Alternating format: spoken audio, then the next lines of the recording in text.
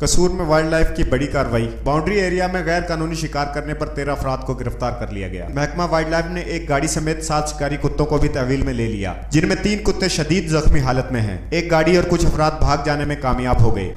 ये border area game reserve area पे check post number 200 के करीब से ये शिकार करते हुए अनलीगल कुत्तों से मौके पे पकड़े गए हैं। वहाँ पे इनके पास किसी किस्म का कोई परमिट मौजूद ना था और जिसमें जो 7 कुत्ते हैं वो कुछ उनमें ज़ख्मी भी हैं, जिनकी कंडीशन काफ़ी सीवियर है। मौके पे इन 13 शिकारियों को अरेस्ट किया गया है और गाड़ी और इनके साथ जो इनकी दूसरी शिकार की चीज़ें हैं उनको मौके में हिरासत में इनको लिया गया है और इनके चालान मुरतब किए गए हैं। अपना इसमें सेक्शन 18 के तहत इनको कानूनी कार्रवाई के उसमें ज़िम्मे में इनको लाया जाएगा।